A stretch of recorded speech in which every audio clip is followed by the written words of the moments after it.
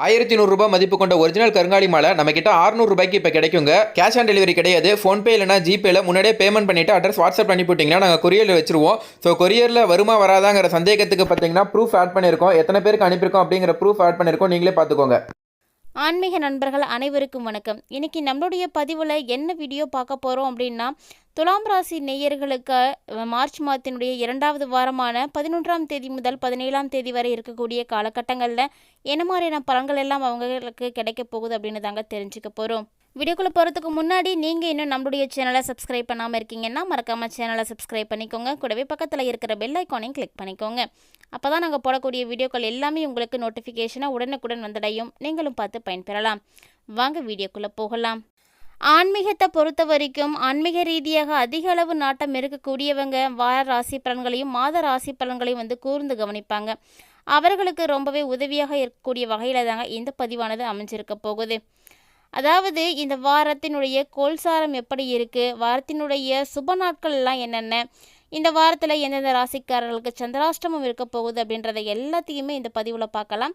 அதனோடு துலாம் ராசி நேயர்களுக்கான கிரக அமைப்புகளையும் அதன் மூலமாக அவங்க என்ன மாதிரியான பலன்களை எல்லாம் இந்த வாரத்தில் அடைய போகிறாங்க அப்படின்றத பற்றியும் தான் தெளிவாக பார்க்க போகிறோம். காலபுருஷ தத்துவத்திற்கு படி பார்த்தோம் அப்படின்னா, முதல் ராசியாக இருக்கக்கூடிய மேசத்தில் குரு பகவானும், 6ஆம் இடமான கன்னியில் கேது பகவானும், மகரம் ராசியில் செவ்வாய் பகவான் உச்சம் பெற்றும், சனி சுக்கிரன் சூரியன் போன்ற 3 கிரகங்களுடைய சேர்க்கையும் கும்பராசியில் ஏற்பட போகுதுங்க. கூடவே மீனத்தில் புதன் மற்றும் ராகுவும் காணப்படுறாரு. இதுவே இந்த வாரத்திற்கான கோல்சாரமாகவே பார்க்கப்படுது. கூடவே 14ஆம் தேதிக்கு பிறகு பார்த்தீங்கன்னா, சூரிய பகவான் கும்பம் ராசியில் இருந்து மீனம் ராசிக்கு இடம்பெயர்ச்சி ஆக போகிறாங்க. இதோடு மட்டும் இல்லாமல் மாசியும் பங்குனியும் மாதமும் இணையக்கூடிய கடைசி நாளான இந்த நாளில் உங்களுக்கு காரடையான் நோன்பும் கடைபிடிக்கப்பட போகுது. கூடவே மகரம் ராசியில் இருந்து கும்பம் ராசிக்கு செவ்வாய் பகவானும் இந்த தேதியில் மாறப்போகிறாருங்க. இந்த நாளில் செய்யக்கூடிய ஒவ்வொரு விஷயமும் உங்களுக்கு வெற்றிகளை எல்லாம் ஏற்படுத்தி கொடுக்கும்.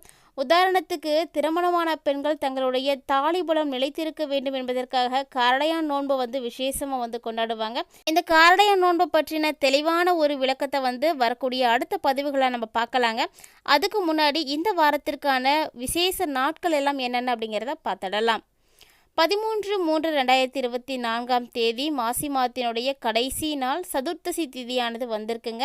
இது வர சதுர்த்தி அப்படின்னு சொல்லுவாங்க. இந்த வர சதுர்த்தி தினத்தில் உங்களுக்கு வேண்டிய விஷயங்கள் அனைத்துமே நிறைவேறணும் அப்படின்றதுக்காக நீங்கள் விநாயகர் பெருமானை வழிபாடு செய்யுங்க. இன்றைய தினத்தில் விநாயகர் பெருமானை 9 முறை வலம் வருவதும், விநாயகருக்காக 9 முறை தோப்புக்கரணம் போடுவதும், தேங்காய் உடைத்து வழிபாடு செய்வதும் உங்களுக்கு நல்ல ஒரு பலன்களை பெற்றுக் கொடுக்கும். வர சதுர்த்தி தினத்தில் விநாயகரை வேண்டி எந்த ஒரு விஷயங்கள் நீங்கள் கேட்டீங்க அப்படின்னாலும் கண்டிப்பாக விநாயகர் பெருமான் அதை நிறைவேற்றி கொடுப்பாருங்க. அதனால் இன்றைய தினத்தில் நீங்கள் விநாயகரை வழிபாடு செய்யலாம். அடுத்ததாக 14/3/2024 எந்த நாள் பார்த்தீங்கன்னா, பங்குனி மாதம் பிறக்கக்கூடிய நாள். அதாவது மாசி மாதமும் பங்குனியும் இணையக்கூடிய இந்த ஒரு தருணத்தில் திருமணமானவர்களுடைய தாலி பாக்கியம் நிலைக்கும் அப்படின்றதுக்காக காரடையான் நோன்பு விசேஷமாக கொண்டாடுவாங்க.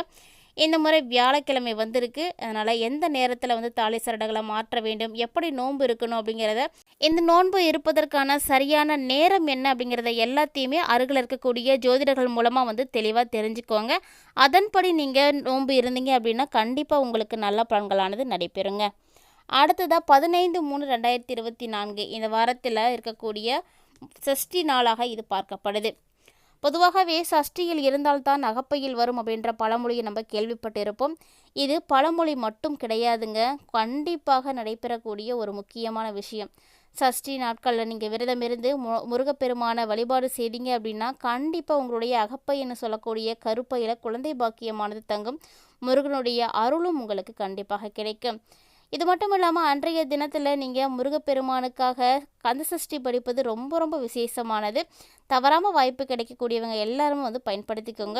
குறிப்பாக குழந்தை பாக்கியம் இல்லாதவங்க ஒரு முறையாவது சஷ்டியில் விரதம் இருந்து பாருங்கள், நிச்சயமாக உங்களுக்கு மாற்றங்களானது ஏற்படும். அடுத்ததாக இந்த வாரத்தில் என்னென்ன கிரகங்களுக்கு சந்திராஷ்டமம் ஏற்பட போகுது அப்படிங்கிறதையும் நம்ம தெரிஞ்சுக்கணும் இல்லையா. இந்த வாரத்தில் சிம்மம், கன்னி, துலாம், விருச்சகம் ஆகிய 4 ராசிக்காரர்களுக்கு சந்திராஷ்டமமானது ஏற்பட போகுதுங்க. பொதுவாக சந்திராஷ்டமம் அப்படிங்கிறது வேறு ஒன்றும் கிடையாது. சந்திர பகவான் உங்களுடைய ராசியில் இருந்து 8வது இடத்துல மறைவு ஸ்தானத்தில் வந்து இருப்பார். அதை தான் நம்ம சந்திராஷ்டமம் அப்படின்னு சொல்லுவோம். மதிக்காரகனாக சந்திர பகவான் இருப்பதால் அவருடைய மறைவு ஏற்படக்கூடிய இந்த ஒரு நேரத்தில் யோசிக்காமல் எந்த ஒரு விஷயத்தையும் வந்து செய்யக்கூடாதுங்க. அதிலும் குறிப்பாக முக்கியமான ஒரு எந்த முடிவையுமே வந்து இந்த டைமில் வந்து எடுக்கக்கூடாது. ரொம்ப ரொம்ப நிதானமாக இருக்க வேண்டிய ஒரு காலகட்டம். இப்போ வாங்க துலாம் ராசி நேயர்களுக்கான பலன்களை எல்லாம் பார்க்கலாம். சித்திரை, சுவாதி, விசாகம் ஆகிய நட்சத்திரங்களை உள்ளடக்கிய துலாம் ராசி அன்பர்களுக்கு இந்த வாரம் ரொம்ப ரொம்ப அட்டகாசமான வாரம் அப்படின்னு சொல்லலாம். ஏன்னா சுக்கிர பகவான் உங்களுக்கு ராசி அதிபதியாக இருக்கிறாரு. ராசி அதிபதி 5வது இடத்துல வந்து இருக்கிறாரு. இதனால் உங்களுக்கு நல்ல ஒரு ஏற்றமானது ஏற்படும். சனி பகவான் ஆட்சி பெற்று இருப்பதும் உங்களுக்கு ரொம்ப ரொம்ப விசேஷமானது தாங்க. ஏன்னா சனி பகவானும் 5வது இடத்துல தான் வந்து இருக்கிறாரு. 6வது இடத்துல பார்த்தீங்கன்னா ராகு பகவான் இருக்கிறாரு. இந்த அமைப்பு ரொம்ப ரொம்ப அற்புதமான அமைப்பு. உங்களுக்கு எந்த ஒரு பிரச்சனைகளும் இல்லாமல், அதாவது எதிரிகளுடைய தொல்லைகள் எல்லாம் நீங்கி இருக்கக்கூடிய ஒரு காலகட்டம். புதன் பகவானை பார்த்தீங்கன்னா 6வது இடத்துல நீச்சம் பெற்று இருக்கிறாருங்க. இவர் 14ஆம் தேதிக்கு மேலே உங்களுக்கு வந்து மாற்றம் பெற போகிறாரு. கண்டிப்பாக துலாம் ராசி அன்பர்களே, குழந்தை பாக்கியம் இல்லாமல் இருக்கிறீங்க அப்படின்னா இந்த டைமில் உங்களுக்கு அதற்கான வாய்ப்புகள் எல்லாம் ஏற்படும். திருமணம் நடைபெறாமல் இருக்கக்கூடியவங்களுக்கு திருமண அமைப்புகள் எல்லாம் கைகூடி வரத்துக்கும் நிறைய வாய்ப்பு இருக்குங்க. சொல்லப்போனால் இந்த டைமில் துலாம் ராசி அன்பர்களுக்கு காதலிக்கக்கூடிய வாய்ப்புகள் எல்லாம் ஏற்படும். அதனால் இளைஞர்கள் எல்லாருமே கொஞ்சம் ஜாக்கிரதையாக இருந்துக்கோங்க. அதாவது எதிர்பாலினத்தவரின் மீது உங்களுக்கு ஈர்ப்பானது ஏற்படுவதற்கு நிறைய வாய்ப்பு இருக்குங்க. ஏன்னா அந்த வகையில் தான் கிரக அமைப்புகள் எல்லாம் அமைஞ்சிருக்கு. 11/3/2024 12/3/2024 மதியம் வரைக்கும் சந்திர பகவான் 6வது இடத்துல வந்து இருக்க போகிறாரு.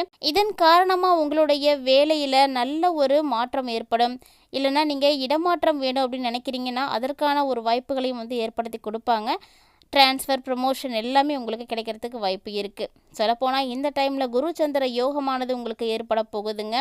நண்பர்கள் மூலமாக ஒரு நல்ல மாற்றம் ஏற்படும். உங்களுக்கு நல்ல உதவிகரமாக இருப்பாங்க.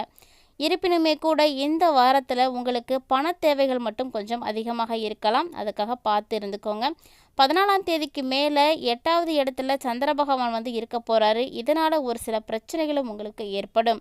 2வது வாரத்தில் கும்பராசிக்கு அதிபதியாக இருக்கக்கூடிய சனி பகவான் சஞ்சரிக்கக்கூடிய நிலையில் அங்கு சுக்கிரன், செவ்வாயினுடைய சஞ்சாரமும் வந்து நடக்க போகுதுங்க. இதனால் துலாம் ராசிக்கு இந்த வாரத்தில் மகிழ்ச்சியும் செழிப்பும் வந்து தரக்கூடிய வாரம்னு சொல்லலாம். உங்களுடைய தொழில் வியாபாரத்தில் நல்ல ஒரு முன்னேற்றத்திற்கான தகவல்களை எல்லாத்தையுமே இந்த டைமில் நீங்கள் வந்து பெறுவீங்க. அது மட்டும் இல்லாமல் வாரத்தினுடைய தொடக்கத்தில் குடும்பத்தோடு ரொம்ப ரொம்ப மகிழ்ச்சியாக உங்களுடைய வாரத்தை வந்து கழிப்பீங்க. ரொம்ப நேர்த்தியாக செலவிடுவதற்கான வாய்ப்புகள் எல்லாம் உங்களுக்கு கிடைக்குங்க. இது வரைக்கும் அது போல் வாய்ப்புகள் கிடைக்காம கொஞ்சம் கஷ்டமான சூழ்நிலையில் இருந்திருக்கீங்க அப்படின்னா இந்த வாரம் உங்களுக்கு ரொம்பவே அற்புதமானது. சில சுப நிகழ்ச்சிகள் கூட நடத்துறதுக்கு வாய்ப்புகளானது காணப்படுதுங்க. உங்களுடைய நிதி சார்ந்த விஷயங்களில் மன நிம்மதி உங்களுக்கு ஏற்பட போகுது. காதலிக்கக்கூடியவர்கள் திருமணத்திற்கான முயற்சியில் வந்து ஈடுபடலாம். குழந்தை பாக்கியம் இல்லாதவர்களுக்கு கண்டிப்பாக குழந்தை பாக்கியம் கிடைக்கும். இதனோடு மட்டும் இல்லாமல் இந்த வாரம் துலாம் ராசி அன்பர்களே, உங்களுடைய குலதெய்வத்தை வணங்கக்கூடிய பாக்கியம் உங்களுக்கு ஏற்படுங்க. ஒரு சிலருக்கு போகணும் அப்படின்னு நினைப்பாங்க. ஆனால் அந்த இடத்துக்கு போக முடியாமல் நிறைய தடை தாமதங்கள் எல்லாம் ஏற்பட்டிருக்கலாம். ஆனால் இந்த வாரம் உங்களுக்கு அதற்கான அமைப்புகள் எல்லாம் ஏற்படும். தவறாமல் வந்து குலதெய்வத்தை போய் வணங்கிட்டு வாங்க. குலதெய்வத்தினுடைய ஆசியும் பொருளும் உங்களுக்கு கண்டிப்பாகவே கிடைக்குங்க. இதனோடு மட்டும் இல்லாமல் இந்த வாரம் உங்களுக்கு சந்திராஷ்டம தினமாக இருப்பதால் வண்டி வாகனங்களில் செல்லும் பொழுது ரொம்ப ரொம்ப கவனமாக இருங்க. உடல் ஆரோக்கியம் சார்ந்த விஷயங்களை பொறுத்த வரைக்கும் நல்லபடியாக இருக்கும். பண தேவைகள் எல்லாம் பூர்த்தியாகும். இந்த வாரத்தில் ஒரு சில பண பிரச்சனைகளுக்காக நீங்கள் கடன் வாங்க சூழ்நிலைகள் எல்லாம் ஏற்படும்.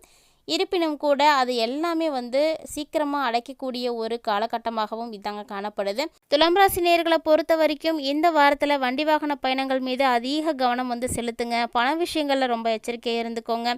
குலதெய்வத்தை வழிபாடு செய்துட்டு வந்தீங்க அப்படின்னா உங்களுக்கு நிச்சயமாக வெற்றி உறுதி. இது போன்ற சுவாரஸ்யமான தகவல்களை எல்லாம் உடனுக்குடன் தெரிஞ்சுக்கிறதுக்காக நம்மளுடைய சேனலை சப்ஸ்கிரைப் பண்ணிவிட்டு தொடர்ந்து ஃபாலோ பண்ணிக்கோங்க.